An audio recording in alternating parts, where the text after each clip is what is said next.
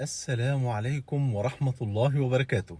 بسم الله والحمد لله والصلاة والسلام على حبيبنا وأسوتنا وقدوتنا وشفيعنا رسول الله صلى الله عليه وآله وسلم. كيف تصبح من المتقين؟ أولا بعد ما نصلي على حبيبنا صلى الله عليه وسلم تعالوا نعرف إيه هي التقوى. عرفها علي بن أبي طالب رضي الله عنه وأرضاه بأن التقوى هي الخوف من الجليل سبحانه وتعالى، والعمل بالتنزيل، والرضا بالقليل، والاستعداد ليوم الرحيل. وعرفها طلق بن حبيب أنه قال: التقوى أن تعمل بطاعة الله على نور من الله ترجو ثواب الله، وأن تترك معصية الله على نور من الله تخشى عقاب الله.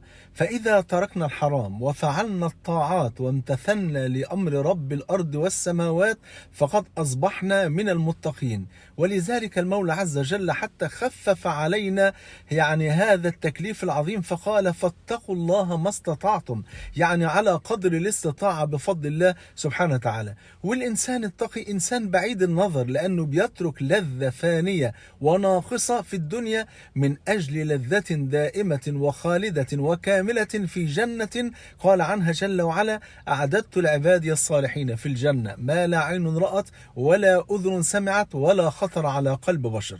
التقوى حبايبي من أهميتها ذكرت في القرآن 285 مرة. هي أول صفة ذكرت في القرآن: ألف لام ميم ذلك الكتاب لا ريب فيه هدى للمتقين. وهي آخر آية نزلت من القرآن: واتقوا يوما ترجعون فيه إلى الله.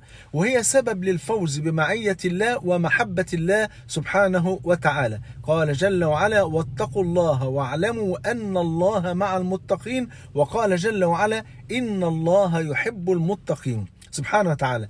بل هي الهدف من صيام رمضان.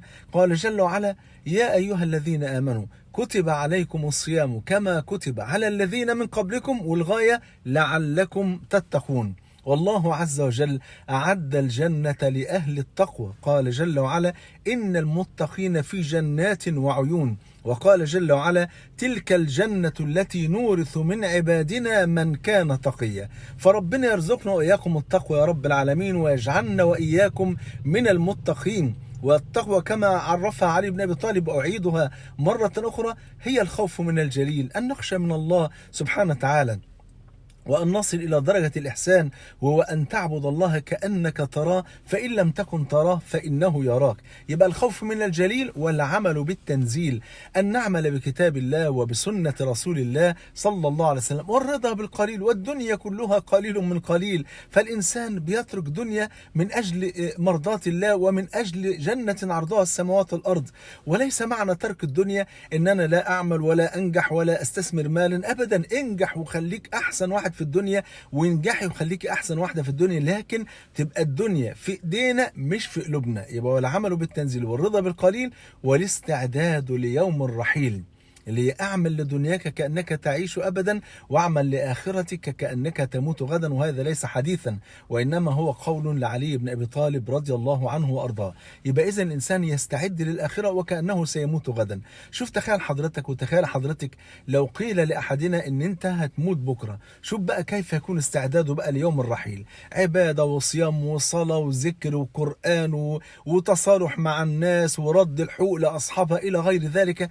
هكذا ينبغي أن يكون حالنا في كل يوم حتى نلقى الله سبحانه وتعالى. أسأل الله عز وجل أن يرزقني وإياكم نعمة التقوى، وأن يجمعني وإياكم في الفردوس الأعلى مع سيد المتقين. بحبكم في الله، والسلام عليكم ورحمة الله وبركاته.